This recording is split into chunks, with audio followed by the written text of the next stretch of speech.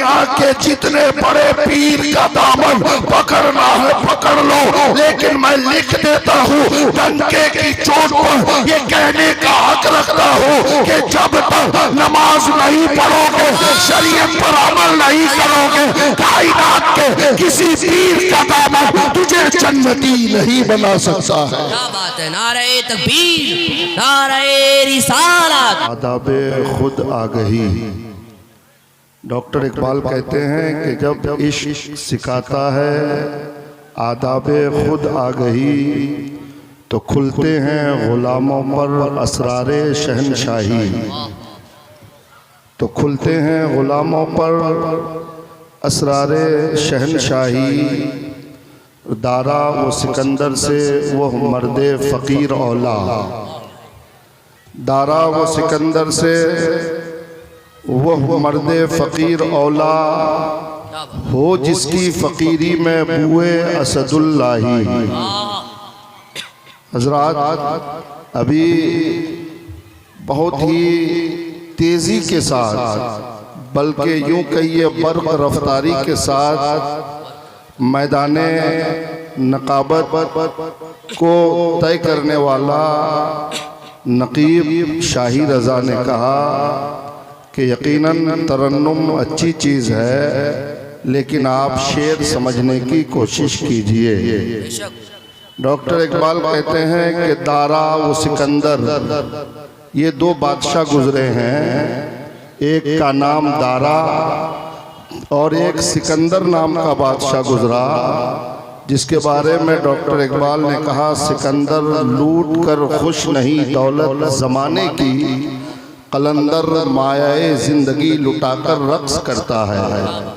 हज़रात मोहतरम, सिकंदर वो बादशाह जो सूरज निकलने की जगह से लेकर सूरज डूबने की जगह तक का सफ़र किया।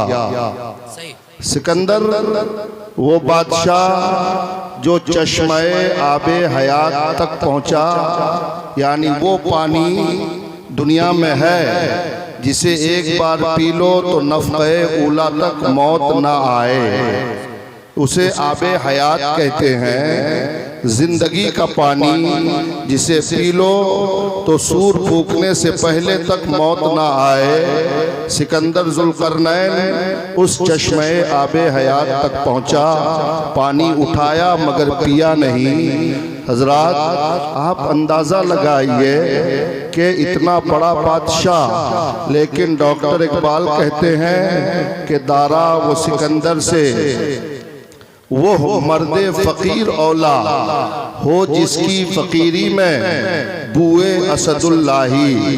हज़रत अली करमुल्ला वजहुल करीम की गुर्बत की बू अगर किसी फ़कीर के अंदर है, किसी फटे पुराने कपड़े वालों में है, किसी गरीब और मजदूर के अंदर है, किसी आशिक के अंदर है, तो वो गरीब, वो मजदूर, वो फ़कीर, वो आशिक, वो गरीब वक्त के सिकंदर और दारा से अफजलो आला है। हजरात मोहतरम, शर्त ये है कि बुए असदुल्लाही होनी चाहिए, हजरत अली का तरीका होना चाहिए, हजरत अली की सीरत होनी चाहिए, हजरत अली का किरदार होना चाहिए, हजरत अली के गुफ्तार के मुताबिक उसकी गुफ्तगू होनी चाहिए। तो फिर जिस फकीर के अंदर, जिस गरीब के अंदर, जिस आशिक के अंदर हजरत अली का गुफ्तारो किरदार हो जाए, हजरत अली की सीरत पैदा हो जाए, वो जमाने के बड़े बड़े बादशाहों से बहुत ही ज्यादा अफजलो आला मकाम रखता है।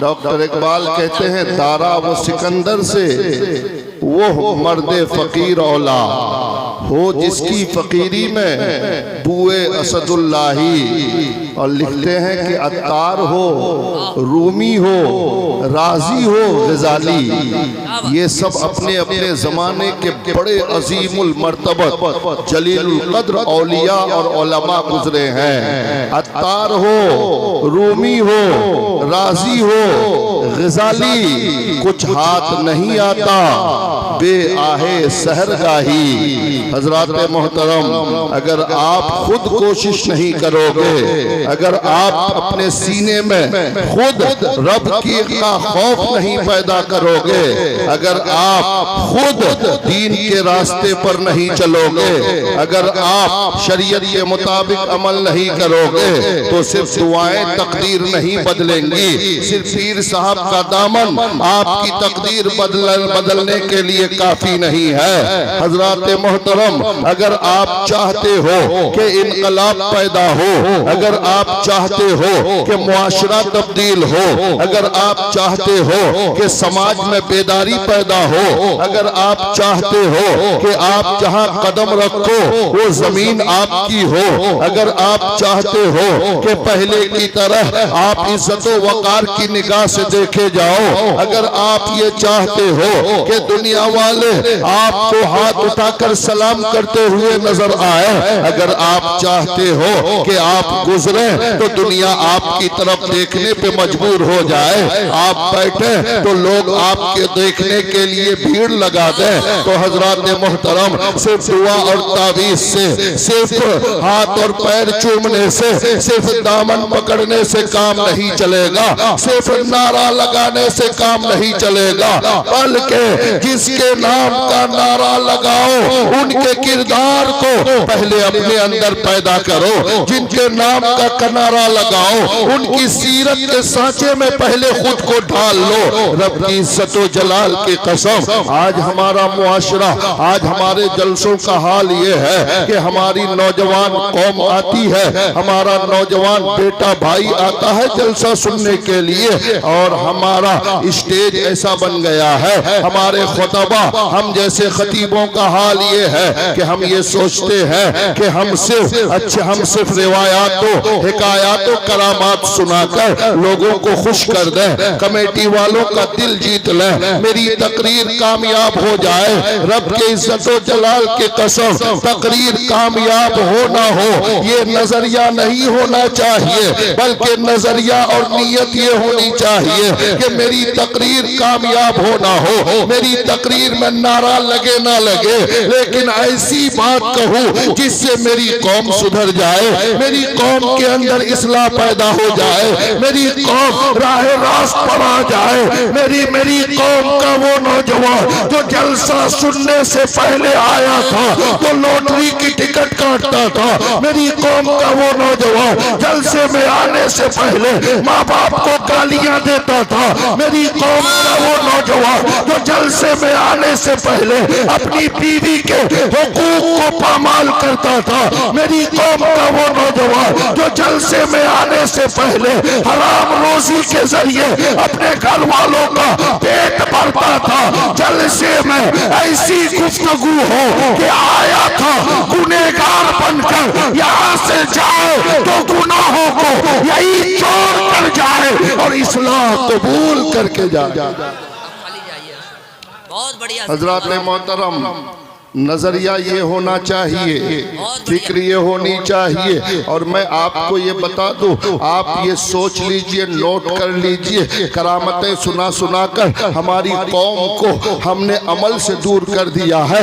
पीर साहब का दामन पकड़ लो, जन्नती हो जाओगे, नमाज पढ़ो ना पढ़ो, रोजा रखो ना रखो, हज करो ना करो, ज़कात दो ना दो, सच बोलो ना बोलो, हलाल रोजी खाओ ना खाओ, दुनिया के जितने बड़े पीर का दामन पकड़ना है पकड़ लो, लेकिन मैं लिख देता हूँ डंके की चोट पर ये कहने का हक रखता हूँ कि जब तक नमाज नहीं पढ़ोगे, शरीयत पर अमल नहीं करोगे, कायनात के किसी पीर का दामन तुझे जन्नती नहीं बना सकता है। क्या बात है। नारे तकबीर, नारे रिसालत, इस्लाहे मुआशरा वाली गुफ्तगू, बहुत अच्छा। इसलिए कि मैदान महशर में हदीस पाक में आता है, मैदान महशर में अल्लाह सबसे पहले ये पूछेगा कि बंदा नमाज पढ़ा है कि नहीं, रोजे महशर की जा गुदास बुवत अव्वली पुरशिश नमाज बुवत। मैदान महशर में आपका रब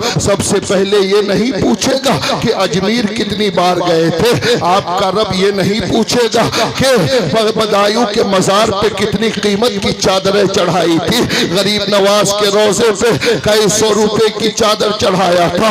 यकीनन मैदान महशर में अल्लाह सबसे पहले नमाज के बारे में पूछेगा।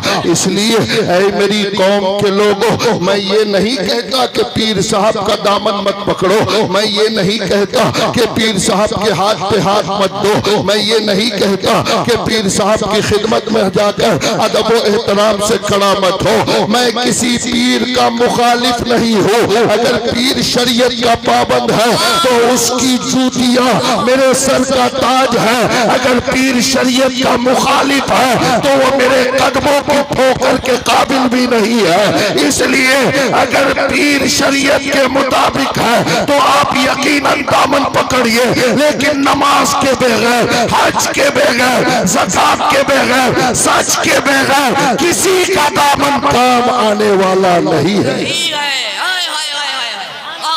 और बहुत अच्छा मैं आपको बताऊं कि अल्हम्दुलिल्लाह मैं उन खतीबों में से नहीं हूँ जो इस बात की लालच रखता हो कि मैं कमेटी वालों को खुश करके जाऊंगा तो दोबारा बुलाएगा, जब तक जिंदा रहूंगा मत बुलाना। लेकिन हक बात कहने आया हूँ, डंके की चोट पर कहकर जाऊंगा।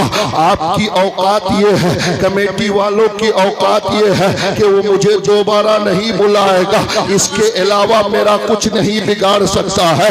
लेकिन ऐ मेरी कौम के लोगों, रब के इज्जत जलाल की कसम, कमेटी वाला नाराज होने दो, पूरी दुनिया नाराज होती है होने दो। हक बात बोलोगे तो मदीने वाला मुस्तफा राजी होगा, और कब्र में कमेटी वाला बचाने नहीं आएगा, कब्र में आमना का लाल मुस्तफा जाने रहमत बचाने आएगा।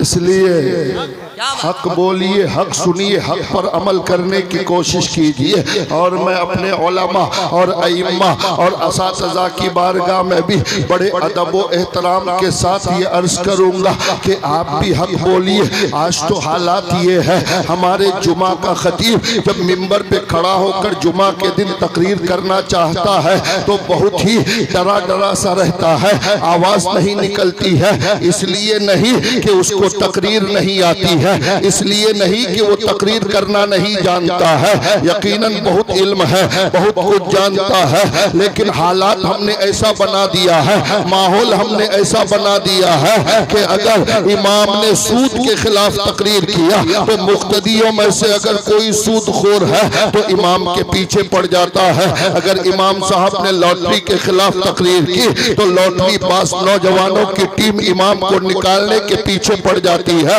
अगर इमाम साहब ने माँ बाप की फजीलत पर तकरीर की तो माँ बाप का गुस्ताख मुक्तदी अब इमाम साहब को एक आंख नहीं भाता है, बल्कि ये बेईमानों गुनहगारों की टीम इमाम के पीछे पड़ जाती है कि इस इमाम को अब रहने नहीं देना है। मैं अपनी कौम के अइम्मा से कहूँगा, मेरी कौम का इमाम ऐसी नौकरी को अपनी ठोकर पे रखो, रोजी का मालिक, मदरसे का सेक्रेटरी, मस्जिद का खजांची नहीं है, बल्कि रोजी का मालिक वो खुदा है जो पत्थर के नीचे कीड़े मकोड़ों को रोजी देता है। रोजी का मालिक वो परवरदिगार है जो समंदर की बेज़बान मछलियों को रोजी देता है। अरे रोजी का मालिक वो परवरदिगार है जिसने अबू जहल, अबू तबा, शैबा, फिरौन और नमरूद जैसे काफिरों को भी रोजी दिया, तो फिर आशिक़े मुस्तफा को रोजी क्यों नहीं देगा? क्या बात है, हाय हाय हाय, नारे तकबीर,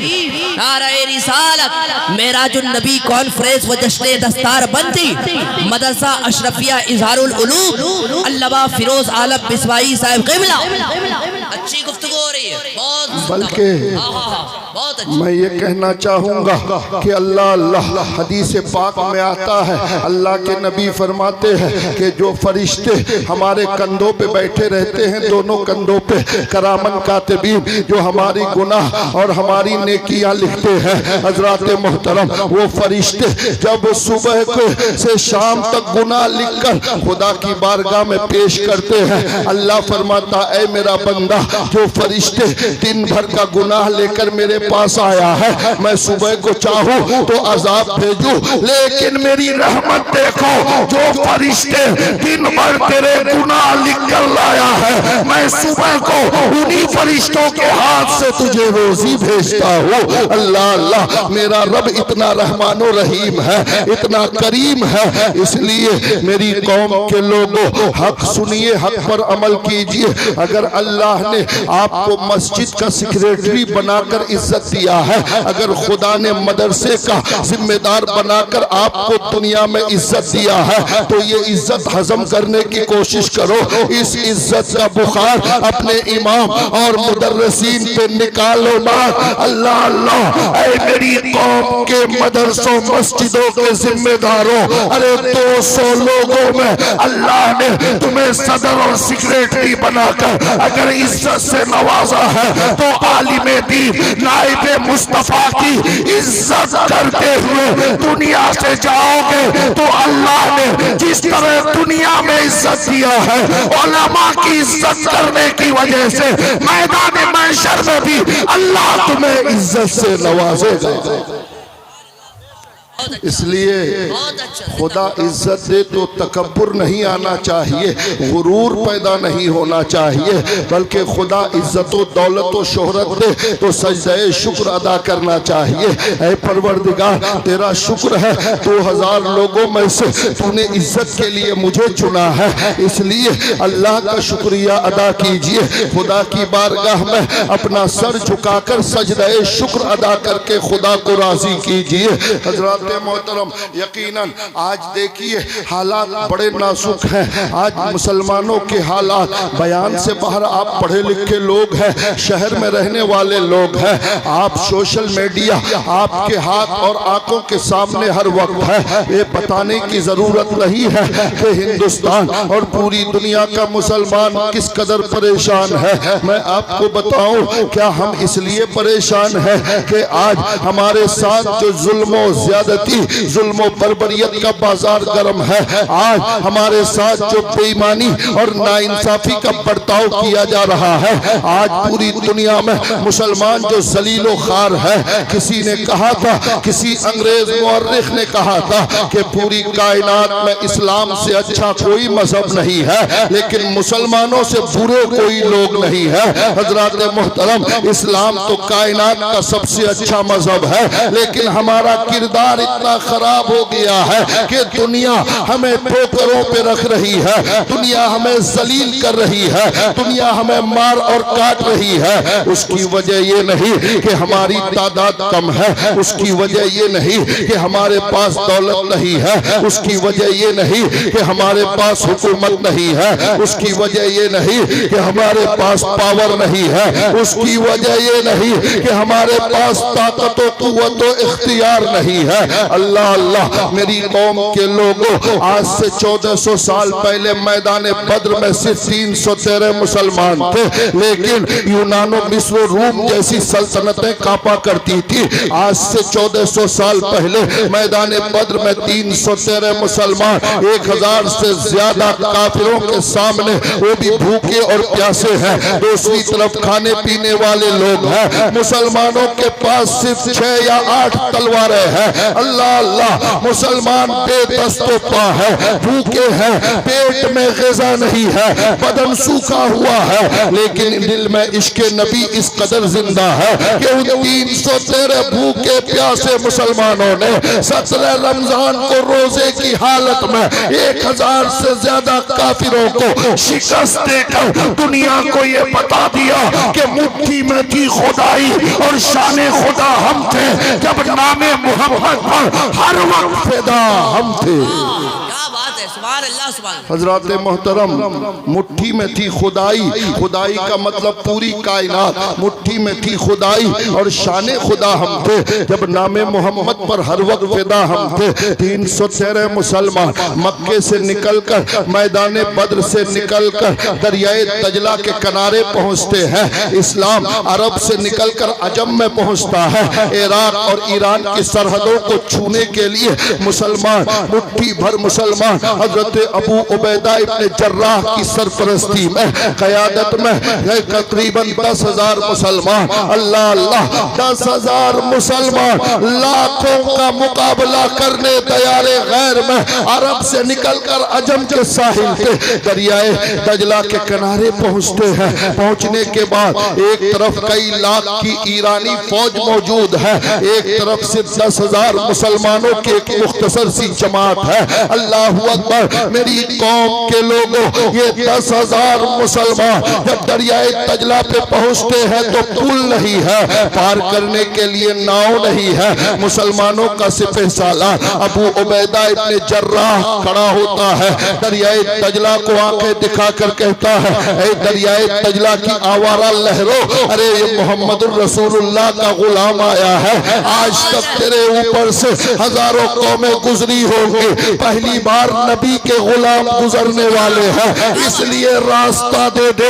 अल्लाह के इज्जत और जलाल की कसम, इतना सुनना था, दरियाए दजला ने रास्ता दे दिया। सहाबा बेगर नाव और बेगर पुल के दरियाए दजला पार कर जाते हैं। अल्लाह अल्लाह, डॉक्टर इकबाल पुकार उठते हैं, ऐ आप रूद गंगा, वो दिन है याद तुझको। डॉक्टर इकबाल पुकार उठते हैं, दश्तो दश्त है, दरिया भी न छोड़े हमने, बहरे जुल्मात में दौड़ा दिए हैं घोड़े हमने। हजरत मोहतरम, एक दौर वो था कि मुट्ठी भर मुसलमान जहां कदम रख देते थे पूरी दुनिया मुसलमानों के हैबत से लरसने लगती थी। लेकिन आज हमारे पास 313 हम नहीं है। आज एक आंकड़े के मुताबिक तकरीबन 1.5 अरब से ज्यादा या 2 अरब मुसलमान, पूरी दुनिया में 200 करोड़ मुसलमान है। अल्लाह अल्लाह, आज हमारे पास 56 से 57 हुकूमतें हैं। आज मुसलमानों की तादाद 2 अरब, मुसलमानों के पास 57 हुकूमतें और मुल्क है। और मैं आपको बताऊं कि दुनिया की 70% दौलत अल्लाह ने मुसलमान मुल्कों को दे रखा है। 70% पूरी दुनिया की 70% दौलत मुसलमान मुल्कों के पास है। और पेट्रोल की दौलत सिर्फ मुसलमान मुल्कों की जमीन से निकलता है। खजूर का पेड़ और खेती सिर्फ मुसलमान मुल्कों के पास है। सोने की बड़ी बड़ी कानों वाले पहाड़ सिर्फ मुसलमान मुल्कों के पास है। अल्लाह अकबर, 2 अरब से ज्यादा मुसलमान, 57 से ज्यादा मुल्क हमारे पास, सोने और चांदी के पहाड़ मुसलमान मुल्कों के पास, पेट्रोल की दौलत मुसलमानों के पास, खजूर की दौलत मुसलमानों के पास। 70% से ज्यादा दौलत खुदा ने मुसलमान मुल्कों को दे रखा है। उसके बावजूद पूरी दुनिया में मुसलमान जलीलो खार क्यों है? उसकी वजह सिर्फ ये है कि हमने तरीक़े मुस्तफा को छोड़ दिया है। नबी की मोहब्बत अपने सीनों से निकाल कर गैरों का तरीका हमने अपना लिया है। डॉक्टर इकबाल ने कहा था, तरीक़े मुस्तफा को छोड़ना है वजह बर्बादी, तरीक़े मुस्तफा को छोड़ना है वजह बर्बादी। इसी से कौम दुनिया में हुई है बेइक़्तिदार, अपनी हमें करनी है शहनशाह बतहा की रजा जुई, वो अपने हो गए तो रहमते परवरदिगार अपनी। ऐ मुसलमानों, आज हम सिर्फ कलमा पढ़ने वाले मुसलमान रह गए हैं, सिर्फ ज़बानी मुसलमान हैं। कलमा तो मुस्तफ़ा का पढ़ते हैं, लेकिन खड़े होकर पेशाब करके यहूद नसारा के तरीके पर अमल करते हैं। कलमा नबी का पढ़ते हैं, लेकिन झूठ बोलकर गैर मुस्लिमों का तरीका अपनाए हुए हैं। कलमा मुस्तफ़ा का पढ़ते हैं, शरीयत के खिलाफ हमारा अमल है। कलमा मदीने वाले का पढ़ते हैं, लेकिन तरीका गैर मुस्लिमों का अपना रखा है। कलमा मुस्तफ़ा का पढ़ते हैं, तरीका यहूदियों और नसरानियों का अपना रखा है। इसलिए अगर तुम चाहते हो कि तुम दोबारा तुम्हारी अजमत वैसे ही हो जाए जैसे सहाबा की थी, तो तो जिस नबी का कलमा पढ़ते हो उसी नबी का तरीका अपना लो। मैं लिख देता हूँ कि दोबारा पूरी कायनात में तुम्हारा दबदबा होगा, तुम्हारी हुकूमत और बादशाह अल्लाह दोबारा तुम्हें नवाज देगा। लेकिन शर्त यह है कि मुस्तफा का गुलाम बनना पड़ेगा। मदीने वाले की चौखट पे जाकर खुद को मदीने वाले के नक्शे कदम पर चलाना होगा, वरना सिर्फ जबान से नारा लगा देने से कोई फर्क नहीं पड़ता है। वो नौजवान आकर जलसे में नारा लगाता है, गरीब नवाज का दामन नहीं छोड़ेंगे, लेकिन हाथ में लॉटरी की टिकट है। वो नौजवान आकर गरीब नवाज के नाम का नारा लगाता है, गरीब नवाज का दामन नहीं छोड़ेंगे, माँ बाप को गाली देना नहीं छोड़ता है, कहता है गौस का दामन नहीं छोड़ेंगे, लेकिन दिन रात हराम रोजी में डूबा हुआ है। ऐसे नारे जिंदगी भर लगाते रहो, ना तो अजमीर पहुंचेगा और ना बगदाद पहुंचेगा। अगर नारों को अजमीर के चोचा बरेली और बगदाद पहुंचाना चाहते हो तो जिनके नाम का नारा लगाते हो उनका किरदार अपने अंदर पैदा करो। रब की इज्जत की कसम नारा किशनगंज में लगाओगे, नारे की गौर के चोचा बरेली अजमीर बगदाद होता हुआ गुंबदे खजरा की जालियों से टकराएगा। नारे तकबीर, नारे रिसालत, मेराजुन नबी कॉन्फ्रेंस व जश्न दस्तार बंदी हजरत अल्लामा मुफ्ती फिरोज आलम बिस्माई साहब क़िबला। बहुत अच्छी तकरीर हो रही है हजरत मोहतरम। जिंदाबाद जिंदाबाद। डॉक्टर इकबाल ने कहा था कभी ए हकीकत मुंतजर नजर आ लिबास मजाज में हजारों सजदे गुजर रहे हैं मेरी जबीने नयाज में। और आगे आप फरमाते हैं कि इश्क न इश्क में रही वो शोखियाँ, न इश्क में रही वो शोखियाँ, न मोहब्बत में रही वो गर्मियाँ, न इश्क में रही वो शोखियाँ, न मोहब्बत में रही वो गर्मियाँ, न गज़नबी में वो तड़प रही, न खुम है जुल्फे अयाज में। और जिसको मैं बयान करने के लिए इस कलाम को पढ़ा उसका वो शेर आप देखिए जो मकसूद असली है। डॉक्टर इकबाल कहते हैं कभी जो मैं सर बसजदा हुआ तो जमीन से आने लगी ये सदा, कभी जो मैं सर बसजदा हुआ यानी सजदा करने के लिए अपना सर जमीन पे झुकाया तो जमीन से क्या सदा आने लगी। डॉक्टर इकबाल कहते हैं कभी जो मैं सर बसजदा हुआ तो जमीन से आने लगी ये सदा, अरे तेरा दिल तो है सनम आशना तुझे क्या मिलेगा नमाज में। हजरत मोहतरम डॉक्टर इकबाल कहते हैं कि जमीन ये कहती है ऐ सजदा करने वाला तेरे दिल तो बुतों से भरा हुआ है, सजदा करके तुझे क्या मिलेगा। अल्लाह अल्लाह आपके जहन पे सवाल पैदा होगा हम तो मुसलमान हैं हमारे दिल में बुत कहाँ से आ गया। तो सिर्फ बुत वो नहीं जो पत्थर का बुत होता है बल्कि उस बुत से खतरनाक बुत समाज में मौजूद है। वो बुत कौन सा है? वो बुत जिसके तरफ डॉक्टर इकबाल ने इशारा किया वो बुत लालच का बुत है, वो बुत चुगलखोरी का बुत है, वो बुत बेईमानी का बुत है, वो बुत रिश्वतखोरी का बुत है, वो बुत दूसरों को गाली देने वाला बुत है, वो बुत बेईमानी का बुत है, वो बुत शरीयत के खिलाफ अमल करने वाला बुत है, भाई को सताने का जुर्म करने वाला बुत है। इतने सारे बुतों को सीनों में रखकर तुम सजदे करते रहो, वो सजदा आप में इनकलाब नहीं लाएगा, वो सजदा आपकी नजात का जरिया नहीं बनेगा। अगर आप ये चाहते हैं कि आप सजदे से सर उठाओ तो रब की बारगाह में आपका सजदा कबूल हो तो सजदा करने से पहले अपने सीने से इन सारे बुतों को निकाल कर फेंक दो, फिर सजदा करो तो रब की इज्जत की कसम के सर उठाने से पहले रब की बारगाह में वो सजदा कबूल हो जाएगा। क्या बात है, सुभान अल्लाह सुभान अल्लाह।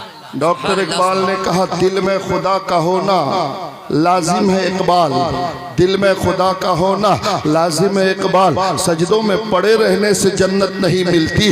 हजरात मोहतरम आप लाख सजदे करो दिल में खुदा की मोहब्बत नहीं है, नबी की मोहब्बत नहीं है तो उन सजदों से इनकलाब नहीं आएगा। सिर्फ ज़बानी जमा खर्च वाला मुसलमान बनने की ज़रूरत नहीं है, मुसलमान बनना है तो ज़बान की तरह पूरे वजूद को मुसलमान बनाइए, ज़बान की तरह पूरे मुजस्समे को मुसलमान बनाइए। आपकी ज़बान की तरह आपका हाथ भी मुसलमान हो, आपकी ज़बान की तरह आपकी आंखें भी मुसलमान हो, आपकी ज़बान की तरह आपका सीना भी मुसलमान हो, आपकी ज़बान की तरह आपका पैर, आपका पूरा वजूद मुसलमान हो।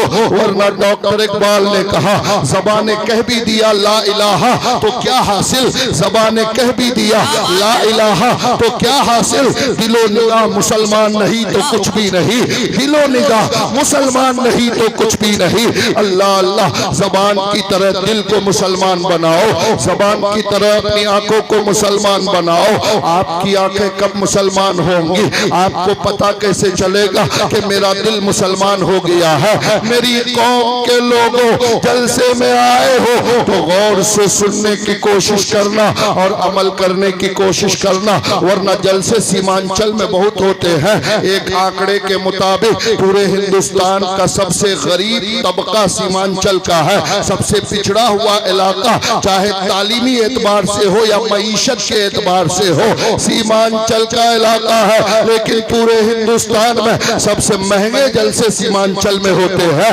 हजरात मोहतरम, 2-2 लाख 5-5 लाख के जलसे होते हैं। मिर्गी वाला शायर आता है, हजरात मोहतरम, गानों के धुन पे उछल कूद मचाकर, माइक तोड़ तोड़ कर, हाथ उठाओ पैर उठाओ सर हिलाओ, झंडा बनाओ घुमाओ उठो उछलो कूदो, उछाल कूद कर चला जाता है। और आप कल जहाँ थे आज भी वही रहते हैं। आज 100 साल से जलसे हो रहे हैं लेकिन कोई इनकलाब नहीं आया। क्यों नहीं आया? जलसों का मिस यूज हमने किया है, जलसों का गलत इस्तेमाल किया है। हमारे जलसों में हमें चतुर्वेदी खतीब चाहिए। कसम खुदा की, इस्लाम को समझाने के लिए कुरान के अलावा किसी किताब की जरूरत नहीं है। हम इस्लाम को दूसरों की किताब से नहीं, इस्लाम को कुरान से समझेंगे। बाबा बाबा, नारे तकबीर, नारे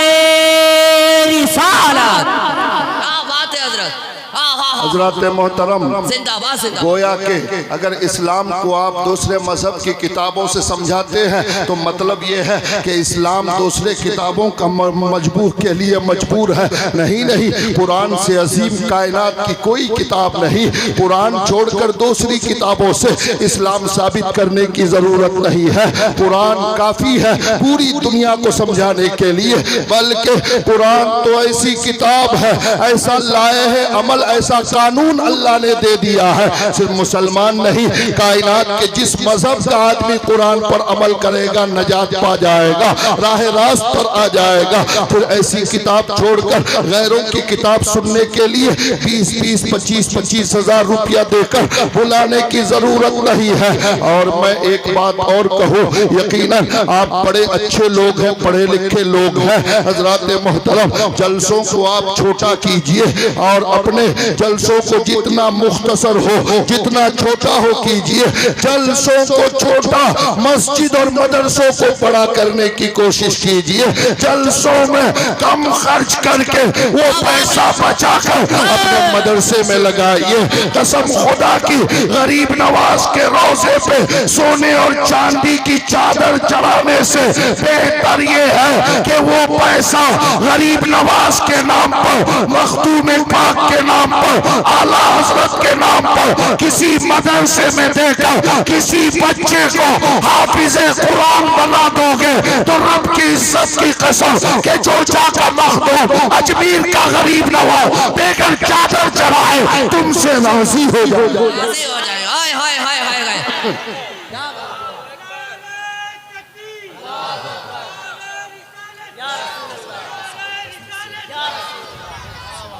हजरात मोहतरम, बहुत अच्छा। ये मदरसे हैं जिसने इस्लाम बचा रखा है, वरना मदरसों के बगैर इस्लाम का तस्वुर नहीं आप कर सकते हैं। अल्लाह अल्लाह, किसी ने आज लोग मदरसा और मकतब के मौलवियों को बड़े हल्के में लेते हैं। आज लोग मकतब के असातिज़ा, मस्जिद का इमाम भी अपने आप को एहसास कमतरी का शिकार है। मकतब का मौलाना समझता है कि मैं अली बाता सा पढ़ाता हूँ, लगता है कि मेरी इज्जत नसीहत नहीं है। मैं अपने मकातिब के उलमा और मदारिस के असातिज़ा से कहना चाहता हूँ, रब के इज्जत और जलाल की कसम, ऐ मेरी कौम के लोगों, ये मकतब के उलमा है जो कुरान पढ़ाकर हमारी नस्लों को काफिरों मुर्तद होने से बचा रहे हैं। अल्लाह अल्लाह, ये मदरसा और ये मकतब बंद हो जाए तो फिर दिल्ली, फिर हिंदुस्तान में उंदुलुस की तरह फिर सिर्फ इमारतें रह जाएंगी। लाल किला और ताजमहल के अलावा मुसलमानों की कोई निशानी बाकी नहीं रहेगी। इसलिए अगर इस्लाम जिंदा रखना है, अगर ईमान बचाना है, तो इन उलमा की कदर कीजिए। ये उलमा हकीकत में मकतब में हमारे बच्चों को कुरान पढ़ाकर हमारे ईमान और अकीदे की हिफाजत कर रहे हैं, हमारे ईमान और अकीदे की हिफाजत कर रहे हैं। लेकिन बड़े अफसोस की बात यह है कि आज देखिए मुआशरे में एक दो बुराई हो तो बयान की जाए, यकीनन कदम कदम पे बुराइयां मुंह खोल कर खड़ी है। हमारा सुरजापुरी समाज कदम कदम पे गुनाह और बुराइयों का अंबार लगा है। आप देखिए अल्लाह के नबी ने फरमाया, अन निकाह मिन सुन्नती फमन रग़िबा अन सुन्नती फलैसा मिन्नी, निकाह मेरी सुन्नत है, जो इस सुन्नत पर अमल करेगा वो मुझे खुश करेगा। लेकिन आप निकाह को नबी ने हदीस में सुन्नत कहा, लेकिन निकाह में सुन्नत वाला काम एक भी नहीं होता। लेकिन हमारी कौम का बूढ़ा बाप आकर कहता है, मौलाना साहब मेरा बेटा बदतमीज हो गया है, मेरा बेटा नालायक हो गया है, शादी के बाद हमें देख नहीं पाता है, कोई तावीज दे दीजिए। हजरात मोहतरम, आज सबसे बड़ा अलमिया ये है कि सबको तावीज चाहिए, यानी सारे मसाइल का हल तावीज में ढूंढता है। अल्लाह अल्लाह, मैं बड़ी बेबाकी के साथ ये कहता हूँ, किसी को बुरा लगे लगे, मुझे कोई फर्क नहीं पड़ता है। अल्लाह अल्लाह, आज हमारी कौम तावीज के लिए कई कई किलोमीटर का चक्कर लगाता है, कई कई घंटा खड़ा रहता है। आज हमारी कौम की हालत ये है कि बोतल लेकर फुकवाने के लिए खड़ा रहता है। अल्लाह अल्लाह, दूसरी कौमें हॉस्पिटल और नर्सिंग होम बना रही है और हम अब तक बोतलों में अटके हुए हैं। दूसरी कौमें यूनिवर्सिटी कॉलेजेस बना रही है और हम कलम फुकवाते फिर रहे हैं। अल्लाह अल्लाह, ऐ मेरी कौम के नौजवान कान खोल कर सुन लो, यकीनन सिर्फ दुआओं से इनकलाब पैदा नहीं होगा। अगर सिर्फ दुआओं से इनकलाब पैदा होता तो इमाम हुसैन की दुआ का कोई जवाब नहीं था। हुसैन को मदीना छोड़कर करबला जाने की जरूरत नहीं थी, यही से दुआ करते सारे यजीदी खत्म हो जाते। हुसैन मैदान करबला जाकर अपनी गर्दन कटाकर दुनिया को ये पैगाम दिया, दुआ दुआ की जगह अमल, अमल की जगह। क्या बात है, सुभान अल्लाह, सुभान अल्लाह, क्या बात है। जिंदाबाद जिंदाबाद जिंदाबाद जिंदाबाद जिंदाबाद जिंदाबाद। हजरात मोहतरम, इस कायनात में मेरे मुस्तफ़ा से अजीम किसी की दुआ नहीं हो सकती है।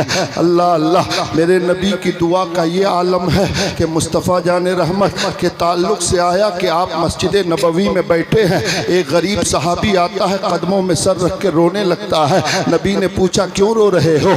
कहा फिदा का अभी वो उम्मी या रसूल अल्लाह, मेरे माँ बाप आपके कदमों पर कुर्बान। ऐ अल्लाह के नबी, मैं मुसलमान हो गया हूँ, आपकी हदीस के मुताबिक जन्नत में जाऊंगा, लेकिन मेरी माँ अब तक ईमान नहीं लाई, मेरी माँ अब तक हालत कुफ्र में है, मेरी माँ ने कलमा नहीं पढ़ा, तो कल कयामत के मैदान में मैं जन्नत में जाऊं, मेरी माँ जहन्नम की आग में जले, ये मुझसे देखा नहीं जाएगा। मेरी वो माँ जो मुझे ठोकर लगती थी तो रो पड़ती थी, मेरी वो माँ जो 9 महीने तक मुझे अपने पेट में रखा, तो 2 साल तक अपना खूने जिगर दूध की शक्ल में पिलाया। अल्लाह अल्लाह, ऐ मेरी कौम के लोगों, उस सहाबी ने अपने मेरे नबी से अर्ज किया, या रसूल अल्लाह, मेरी माँ जहन्नम में जाए ये मुझसे गवारा नहीं, मेरी माँ दोज़ख में जाए मुझसे गवारा नहीं। नबी ने फरमाया तुम क्या चाहते हो? सहाबी ने अर्ज किया, या रसूल अल्लाह, आप दुआ कर दें कि अल्लाह मुझे मेरी माँ को ईमान की दौलत अता कर दे।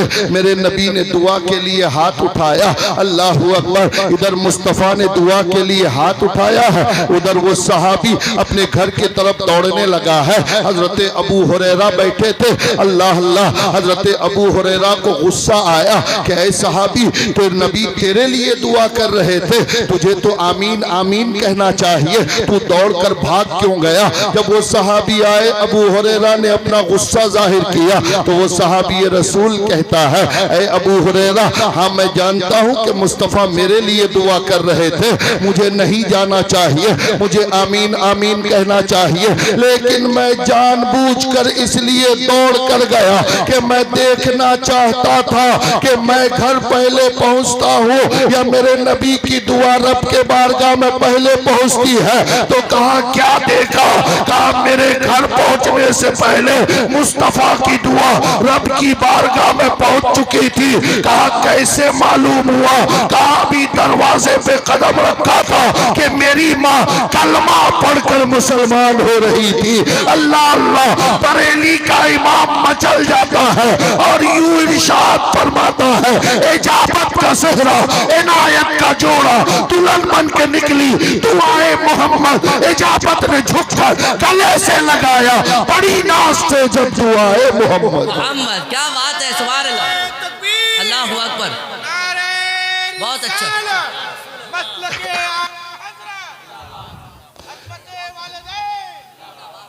आला हजरत फरमाते हैं कि नबी की दुआ रब की बारगाह में नई नवेली दुल्हन की हैसियत रखती है। जिस तरह दुल्हन पहली बार घर आती है तो औरतें गोद में उठाकर पालकी या गाड़ी से ले जाते हैं, बड़ा नाज और नखरा होता है।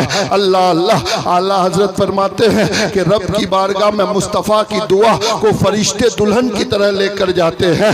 इजाबत का सेहरा, इनायत का जोड़ा, दुल्हन बन के निकली दुआए मोहम्मद। इजाबत ने झुककर गले लगा बड़ी नाज से जब दुआए मोहम्मद। हजरात मोहतरम, जिस नबी की दुआ का ये आलम हो, वो नबी अपने पेट में 3-3 महीने तक पत्थर बांध रखता है। जिस नबी की दुआ का ये आलम है, उस नबी के घर में चूल्हा नहीं जलता, 3-3 महीने तक खजूर और पानी पीकर गुजर बसर करता है। जिस मुस्तफ़ा की दुआ का ये आलम है, मैदान बद्र में तलवार हाथ में लेकर काफिरों के सामने खड़े हैं। क्या जरूरत थी? दुआ कर देते जन्नत से खाना आ जाता, दुआ कर देते पूरी दुनिया का काफिर कलमा पढ़कर मुसलमान हो जाता। लेकिन नबी ने अपने अमल के जरिए उम्मत को ये बताया कि यकीनन दुआएं तकदीर बदलती है, लेकिन दुआ से पहले अपने अमल को सही कर लेने से के बाद ही दुआ कारगर साबित होती है। इसलिए आप दुआएं जरूर करवाओ, लेकिन अमल से गाफिल मत हो जाओ। आप अपना किरदार बदलने की कोशिश कीजिए। हजरात मोहतरम, निकाह सुन्नत है, लेकिन आज निकाहों में देखिए, हमारा बाप कहता है मौली साहब तावीज़ दे दीजिए, 1 लाख तावीज़ लेकर जाइए, तुम्हारा बद किरदार बेटा सुधरने वाला नहीं है। अगर बच्चे को सुधारना है तो बचपन ही में उसकी तरबियत शरीयत के मुताबिक करो। उलमा फरमाते हैं कि 6 साल तक के बच्चे, और अतिब्बा और हुक्मा भी कहते हैं कि 6 साल तक बच्चे अपने माँ बाप की एक एक चीज को नोट करते हैं और उसी को अपना आइडियल मानकर, अपना हीरो मानकर उसी किरदार पर चलने की कोशिश करते हैं। इसलिए 6 महीने तक आप अपने बच्चों को 6 साल तक जैसा सिखाओगे, बच्चा पूरी जिंदगी उसी किरदार के मुताबिक गुजारेगा। अब अगर 6 साल से पहले हमारी माँ अपनी सास को गाली देती है तो बच्चा गाली सीखेगा। 6 साल तक हमारी बीवी, हमारी बहन यानी अपनी ननन के साथ झगड़ती है तो बच्चा झगड़ा सीखेगा।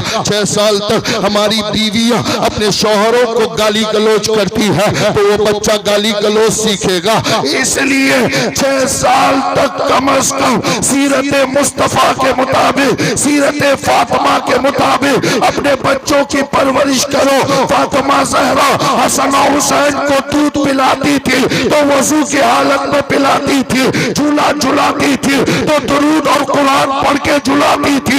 इसलिए फातिमा का बेटा हुसैन मैदान करबला में माँ की तरबियत का असर ऐसे दिखाया कि कयामत तक इस्लाम को महफूज कर दिया। नारे तकबीर, नारे रिसालत, नारे रिसालत। माशाल्लाह माशाल्लाह, लगाओ लगाओ, जोर से लगाओ, ताकत से। माशाल्लाह माशाल्लाह। देख रहे हैं इस वक्त 5 बच्चों की दस्तारबंदी है मदरसा अशरफिया इज़हारुल उलूम। माशाल्लाह यहाँ के मुदरिसों को मुबारकबादिया, अराकीन कमेटी को मुबारकबादिया कि आपने 5 बच्चों को तैयार किया। देखिए स्टेज में आ रहे हैं, बैठ जाएं आप लोग आगे आके। माशाल्लाह ये देखिए, ये बच्चे हैं, कायनात की सबसे अजीम किताब इनके सीने में है। अल्लाह अल्लाह, जितना फ़ख्र करें कम है। इन बच्चों के माँ बाप के सरों पे ऐसा ताज होगा, लोग पूछेंगे परवरदिगार ये क्या नबी और रसूलों की जमात है? कहा नहीं, कुरान पढ़ने वाले बच्चों के माँ बाप की जमात है। हजरात मोहतरम, बड़े अजीम लोग हैं ये, जिनके सीनों में 30 पारे कुरान महफूज है। हजरात मोहतरम, इन बच्चों के सर पे दस्तारबंदी रखी जाए, दस्तार रखी जाएगी और इनके हिफ्ज़ कुरान के लिए इन्हें एजाज से नवाजा जाएगा। पीरे तरीक़त आएंगे, उनके दस्ते अक़दस से इन बच्चों के सरों पर हिफ्ज़ व क़िरात की दस्तार रखी जाएगी। यकीनन काबिल एहतराम है, जितना फ़ख्र करें इन बच्चों पे कम है। यकीनन इनका मकाम व मर्तबा बहुत बुलंद व बाला है। अब मैं बड़ी जल्दी के साथ चंद बातें आपके सामने रखूं। आज देखिए, अगर बच्चों को पाकीज़ा बनाना है, बच्चों को अच्छा बनाना है तो आप शुरू से उनकी तरबियत अच्छी कीजिए। आज निकाह का माहौल देखिए, हमारे यहाँ निकाह होता है लेकिन निकाह तो सुन्नत रसूल है। कोई भी चीज सुन्नत रसूल के मुताबिक निकाह में नजर नहीं आता है। अल्लाह अल्लाह, अभी हमारे नकीब साहब शाही रजा ने बताया कि हजरत हमारे मोहल्ले में कोई डीजे करने वाला था, बारात के लोग, इन्होंने बहुत कोशिश से मना किया तो कोई किसी हिसाब से रुक तो गए, लेकिन दूसरा कोई फिर तैयार हो गया है। अल्लाह अल्लाह, ऐ मेरी कौम के लोगों, आपका बैंड बजाने के लिए पूरी दुनिया तैयारी कर रही है और आप ढोल बजाने के पीछे पड़े हो। अल्लाह अल्लाह, अगर अभी भी नहीं समझे, यकीनन पानी सर तक आ गया है। अगर अभी भी नहीं समझ रहे हो, ढोल बाजे और गानों में उलझने का वक्त नहीं है। अपना मुहासबा करके अपने आप को बचाने, शरीयत मुस्तफा पर चलकर अपने पिछले गुनाहों का कफारा अदा करने का वक्त आया है। अगर इस नाजुक वक्त में जब आप देख रहे हो कि क्या क्या हो रहा है हमारे साथ, अल्लाह अल्लाह, इस नाजुक वक्त में भी अगर तुमने ढोल और डीजे बजाना बंद नहीं किया तो डॉक्टर इकबाल ने कहा था, न समझोगे तो मिट जाओगे। ऐ हिंदी मुसलमानों, तुम्हारी दास्तां तक न होगी, दास्तानों में तुम्हारा वजूद खत्म हो जाएगा। 20-25 साल 100 साल के बाद कोई तेरा नाम लेने वाला नहीं रहेगा। आज अंदलुस की तारीख उठा कर देखो, जिसे मौजूदा दौर में स्पेन कहते हैं। 700 साल तक मुसलमानों की हुकूमत थी, लेकिन आज वहाँ अल्लाह का नाम लेने वाला कोई नहीं है। अल्लाह अल्लाह, ऐ मुसलमानों, ये खेलने कूदने का वक्त नहीं है, ये ढोल और बाजा बजाने का वक्त नहीं है। गज़ा के मुसलमानों को देखो, छोटे छोटे बच्चे, आधा घर अलग हो गया है, लहू तड़प रही है, लेकिन जबान पे कलमा जारी है। कल गज़ा के वो छोटे छोटे बच्चे अगर कयामत के मैदान में रब की बारगाह में तेरा दामन पकड़ आकर ये सवाल कर दिया, मौला हम काफिरों के बमों से बर्बाद हो रहे थे, तेरे नबी की उम्मत ढोल और बाजा बजाने में मसरूफ थी, तो क्या जवाब दोगे? मैदान महशर में गस्सा के उन छोटे छोटे बच्चों के सवाल का जवाब नहीं होगा। इसलिए अगर मैदान महशर में फिलिस्तीन और गस्सा के उन शहीदों के सवाल का सामना करना चाहते हो तो रब की इज्जत की कसम ढोल बाजे से तौबा कर लो, अपनी शादियों को सुन्नत रसूल के मुताबिक करो। अल्लाह के नबी ने फरमाया निकाह को आसान करो, ज़िना मुश्किल हो जाएगा।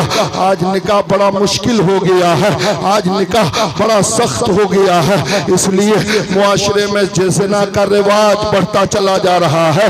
हजरात मोहतरम, और इन सारी बुराइयों का नतीजा क्या है? इल्म का ना होना है। आज देखिए, आज जो हालात है, बस चंद लम्हों में मेरी आखिरी चंद बातें सुनिए और इस पर अमल जरूर कीजिएगा। ये जो आज जो हमारे हालात हैं, इन हालात से आप बचेंगे कैसे? इन हालात का मुकाबला कैसे करेंगे? रास्ते में निकलकर लाठी तलवार और बंदूक लेकर निकलने की जरूरत नहीं है। मैं इसका मशवरा कोई नहीं देगा, मैं भी नहीं देता हूँ।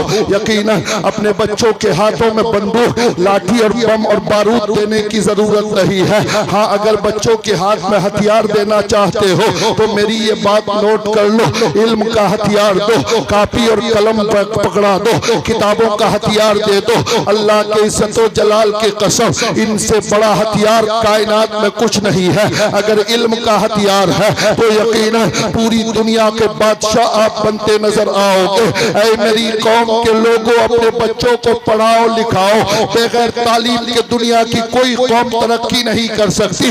दौलत से इंसान मुआशी हैवान तो बन सकता है, लेकिन इज्जत वकार हासिल नहीं हो सकता। दौलत से जमाने पर हुकूमत आप नहीं कर सकते जब तक इल्म ना हो आपके पास। वही कौमें दुनिया में तरक्की की है जिसके पास इल्म है।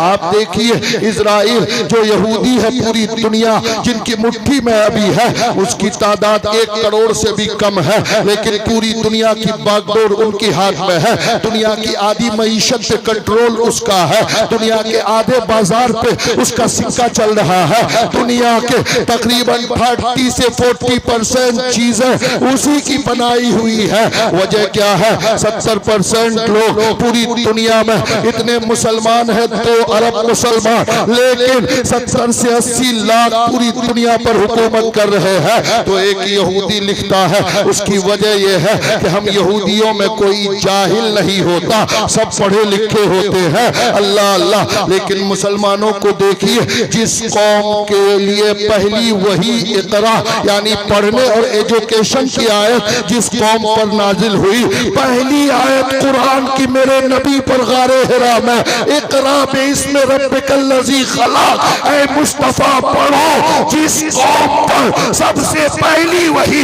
एजुकेशन वाली नाजिल हो, उस कौम का 70% आदमी जाहिल हो तो रोने के अलावा कुछ नहीं किया जा सकता है। इसलिए अगर तरक्की चाहते हो तो तालीम हासिल करो, खुद नहीं पढ़े बच्चों को पढ़ाओ। भूखा रहो, एक हफ्ते में 1 दिन गोश्त खरीदो, 6 दिन का पैसा बचाकर अपने बच्चों को बेहतर ट्यूशन दो, बेहतर अच्छे ट्यूटर के पास उसको पढ़ाओ, ताकि तुम्हारा बेटा डॉक्टर, इंजीनियर, प्रोफेसर, बैरिस्टर बनकर, IAS IPS बनकर सिर्फ तुम्हारा नाम नहीं, पूरे समाज का, पूरे मुआशरे का, पूरी कम्युनिटी का, पूरे हिंदुस्तान का नाम रोशन कर सके।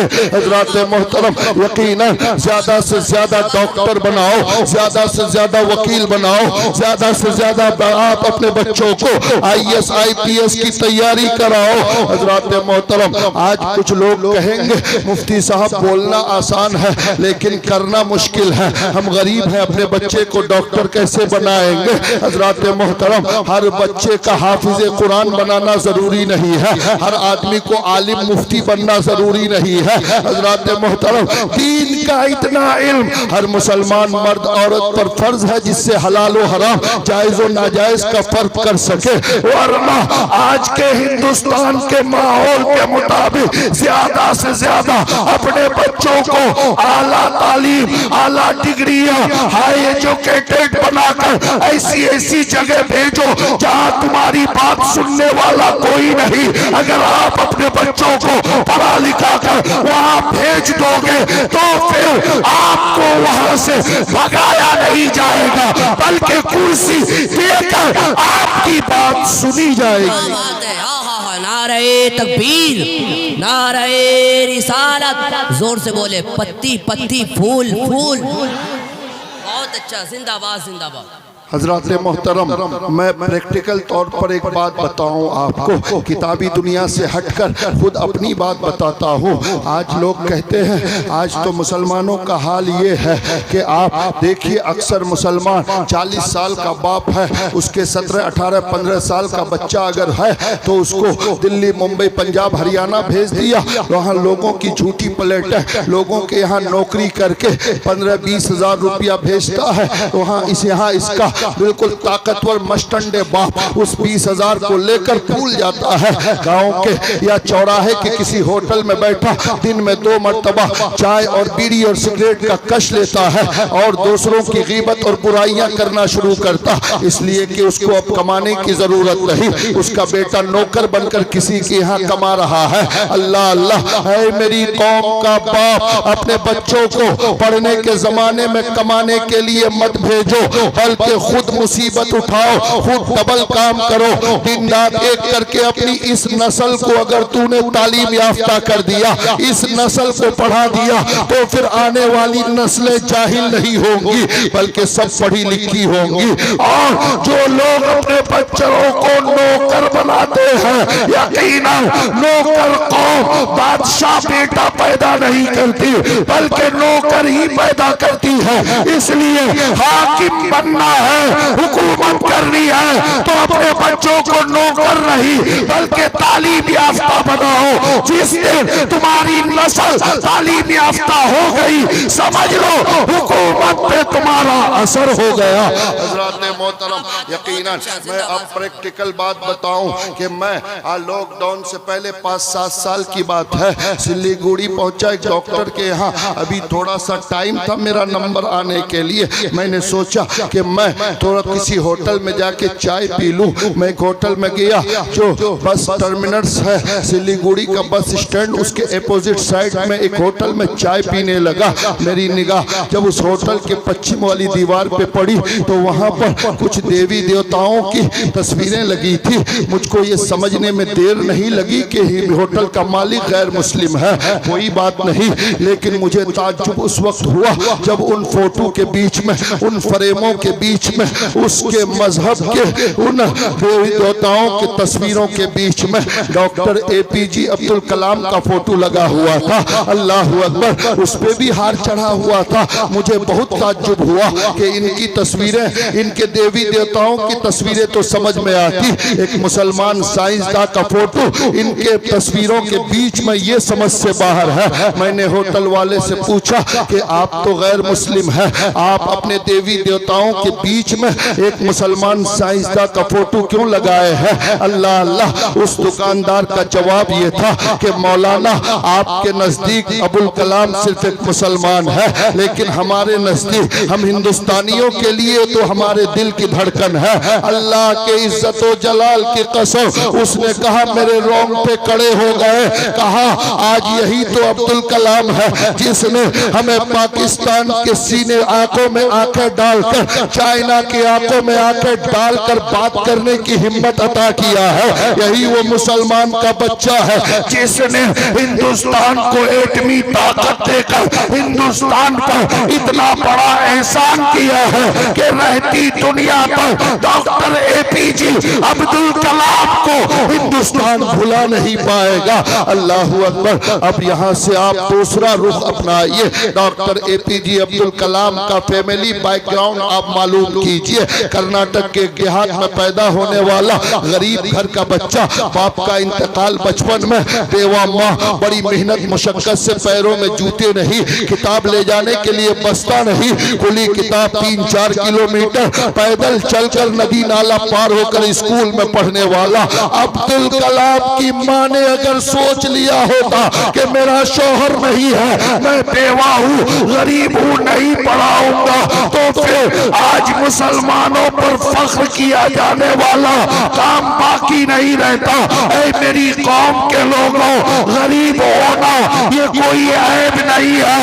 अगर हिम्मत और अज़्म आपका जवान है तो गरीब के घर में भी अब्दुल कलाम जैसा एशिया का मशहूर साइंसदान पैदा हो सकता है। इसलिए अपने बच्चों को काबिल बनाओ, पढ़ाओ। आज सबसे बड़ा हथियार इल्म का है। आज इस हिंदुस्तान में अपना हक लेना हो तो आपके बच्चों को आपके बच्चों को इल्म का हथियार दीजिए। हजरात मोहतरम, बस आखिरी बात आप सुनिए। डॉक्टर इकबाल कहते हैं जब वो लंदन गए और जाने के बाद एक दिन डॉक्टर इकबाल लंदन के एक पार्क में आप घूमने के लिए गए हैं। आपने देखा कि पार्क में बच्चे घूम रहे हैं, खेल रहे हैं। पार्क इसीलिए होता है कि बच्चे वहां पर घूमे खेले, लेकिन डॉक्टर इकबाल ने देखा कि सारे बच्चे तो खेल रहे हैं, उसमें एक बच्चा ऐसा है जो पढ़ रहा है। डॉक्टर इकबाल को बड़ा ताज्जुब हुआ, खेलने की जगह पढ़ रहा है। बच्चों की फितरत से इस बच्चे की फितरत अलग है। आखिर वजह क्या है? तो वजह यह है, डॉक्टर इकबाल ने पूछा, बेटा ये तो खेलने की जगह है, तुम पढ़ क्यों रहे हो? सारे बच्चे खेल रहे हैं, तुम अकेला पढ़ क्यों रहे हो? उस बच्चे का जवाब सुना तो डॉक्टर इकबाल ने कहा, मेरे पैरों के नीचे से जमीन खिसकने लगी। अल्लाह अल्लाह। डॉक्टर इकबाल ने कहा, वो बच्चा कहता है, ऐ पूछने वाला, हम खेलने के लिए पैदा नहीं हुए हैं, हमें पढ़ लिख कर कामयाब बनना है। अल्लाह अल्लाह। इसलिए कि हमारी कौम इस दुनिया में बहुत कम है, हमारी तादाद बहुत कम है। अगर हम पढ़ लिख कर काबिल नहीं बने तो दुनिया हमें मिटा देगी, हमें बर्बाद कर देगी। जितने कम लोग हैं वो भी खत्म हो जाएंगे।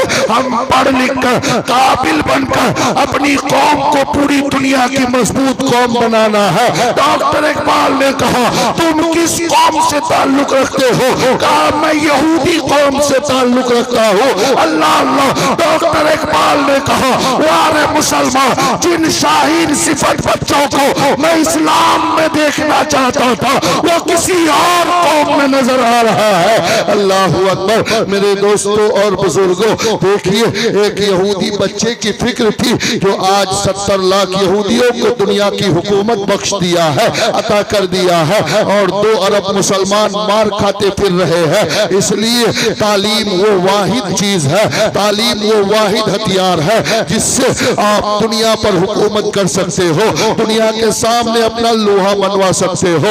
ये आपसी झगड़ों को भूल जाओ, ये आपसी भेदभाव को भूल जाओ। मैं उलमा से भी कहूँगा, अभी पीरे तरीक़त आने ही वाले हैं। हजरात मोहतरम, आज हमारे अंदर इत्तेहाद व इत्तेफाक की कुव्वत नहीं है। आज हमारा स्कूल कॉलेज हॉस्पिटल नहीं है। दुनिया जितने पैसे हम मज़ारात पे खर्च करते हैं, जितने पैसे 2 करोड़ का मज़ार बन रहा है, अल्लाह के वली को 2 करोड़ के गुंबद की जरूरत नहीं है, बल्कि एक छोटा सा मज़ार बनाकर अगर बाकी पैसों से आप अगर अपने मोहल्ले में एक स्कूल बनाओ, लड़कियों का स्कूल बनाओ। आज इर्तिदाद का मसला देखिए, मुसलमान बच्चियां तेजी के साथ काफिरों के साथ भागकर शादियां करती है। इसकी सबसे बड़ी वजह मखलूत तालीम है। कॉलेज और यूनिवर्सिटियों में लड़के और लड़कियों का एक साथ तालीम हासिल करना, एक साथ घरों से निकलकर बाहर जाना।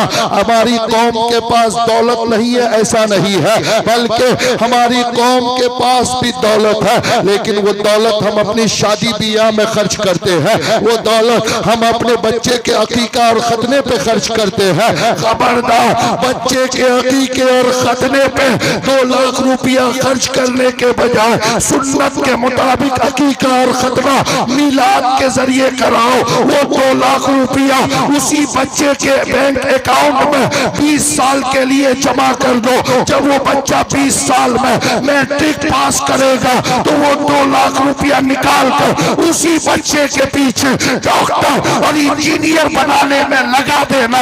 खतना लोग भूल जाएंगे, अकीका की ज़ियाफत भूल जाएंगे, लेकिन तेरा बेटा अगर डॉक्टर और इंजीनियर बन गया तो दुनिया कभी तेरे बच्चे को भूल नहीं पाएगी। इसलिए अपने बच्चों को कामयाब बनाओ, अपने बच्चों को लिखना पढ़ना सिखाओ। यही वो हथियार है जिससे हम इज्जत के साथ इस हिंदुस्तान में खड़े रह सकते, अपने हक को हम पा सकते हैं। हजरात मोहतरम, यकीनन आज पूरे किशनगंज में आप देखिए, पूरे ज़िले में कई स्कूल, इंग्लिश मीडियम स्कूल, कई स्कूल हमारा है। यकीनन क्या इस पूरे शहर में कोई 2-4 बड़े लोग ऐसे नहीं जो अपना स्कूल खोल सके, चला सके। अगर अपना स्कूल होगा तो अपना सिस्टम होगा, अपने बच्चे होंगे, अपने तरीके से पढ़ लिख कर, इज्जत के साथ पढ़ लिख कर वो कामयाब हो सकेंगे।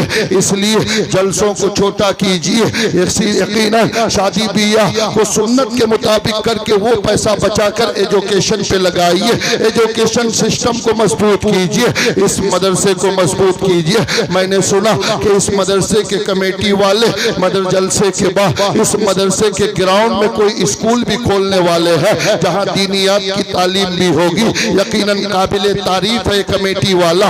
ये सोच आज के जमाने के हिसाब से हर मदरसे वाले को सोचना चाहिए कि हमारे मदरसे का बच्चा आलिम बने तो ऐसा ना हो कि रेलवे स्टेशन में जाकर उसे रिजर्वेशन का फॉर्म भरने के लिए किसी का इंतजार करना पड़े। हमारा बच्चा हाफिज हो तो ऐसा ना हो कि बैंक में जाकर अपने चेक को वो भरने के लिए किसी का मुंह तके।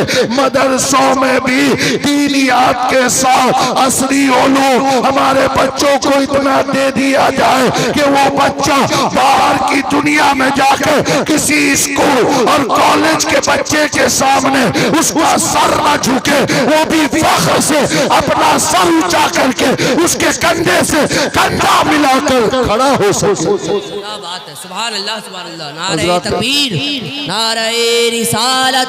मदरसा अशरफिया इजहारुल उलूम जुमला अराकीने कमेटी अल्लामा फिरोज आलम मिसबाही साहब क़िबला। बहुत अच्छा, जिंदाबाद। हजरत मोहतरम, बहुत अच्छा, बहुत अच्छा। हजरत मोहतरम, अभी हजरत आने वाले हैं, उससे पहले हमारे इलाके के बड़ा नायाब हीरा और शहनशाह तरन्नुम अख्तर परवाज़ नईमी से आपको नातें भी सुननी है। बातें तो बहुत कुछ है बोलने के लिए, लेकिन वक्त का ख्याल रखते हुए इतना मैं कहूँगा, उलमा से ख़ास करके कहूँगा कि आज हमारे अपने अंदर भी बड़ा इख्तलाफ हो गया है।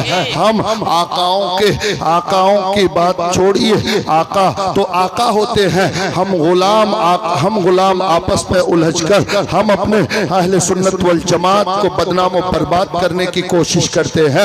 हजरत मोहतरम, इसलिए सबसे बड़ा जो नासूर हमारे बीच में है, आज आप ये मत देखिए कि इनकी शाही रजा की टोपी कैसी है, मेरी टोपी कैसी है, इनकी पगड़ी कैसी है, उनकी पगड़ी का रंग कैसा है।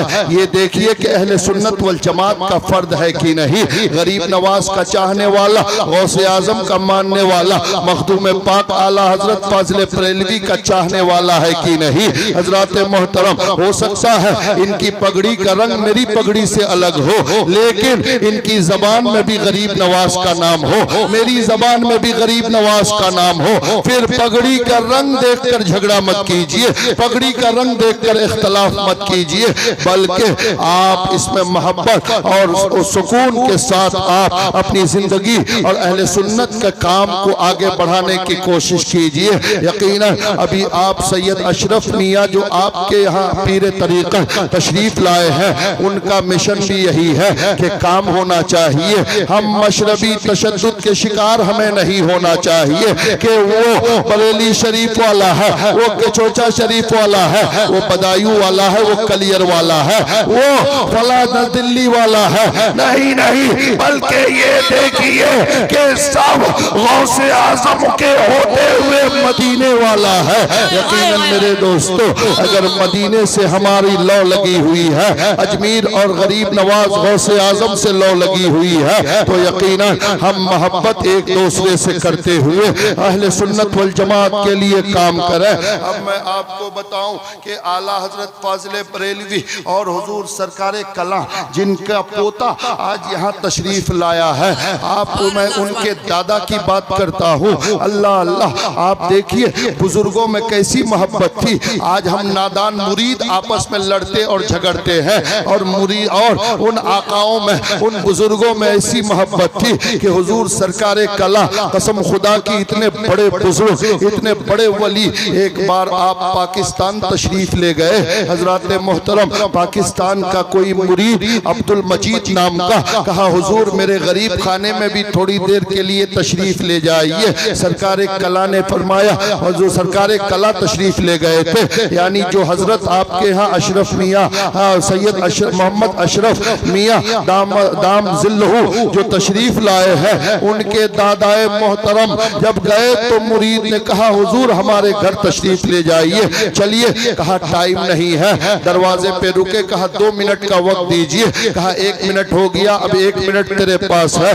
दौड़कर मुरीद घर गया, अब्दुल मजीद नाम था। जाने के बाद बीवी से कहा कि इंडिया के चोचा शरीफ से हमारे पीरो मुर्शिद आए हैं, वक्त नहीं है, जल्दी से 1 गिलास पानी दो। कहा अंदर लाइए, बैठाइए, खाना खिलाइए। कहा नहीं नहीं, वक्त नहीं है, जल्दी से पानी दो। बीवी ने पानी का गिलास दिया, हजरत बाहर खड़े थे, खड़े खड़े पीने लगे। अल्लाह अल्लाह, कुछ उलमा और मुरीदीन ने देखा तो बड़ा ताज्जुब हुआ कि इतने बड़े पीर हैं, इतने बड़े आलिम और वली हैं, पानी खड़े होकर पी रहे हैं, सुन्नत के खिलाफ पी रहे हैं। अल्लाह अल्लाह, चेमी गोई करने लगे तो हजरत ने पूछा कि क्या बात है, क्यों चेमी गोई कर रहे हो? कहा हुजूर बात कुछ नहीं है, जल्दबाजी में आपने खड़े होकर पानी पी लिया। कहा मियां आधे ज़मज़म तो खड़े ही होकर पीते हैं। अल्लाह अल्लाह, मुरीद दौड़कर अंदर गया, बीवी से पूछा कि पानी कौन सा दिया था? कहा जब कुछ खाना नहीं था तो ज़मज़म का पानी रखा था, मैंने वही पानी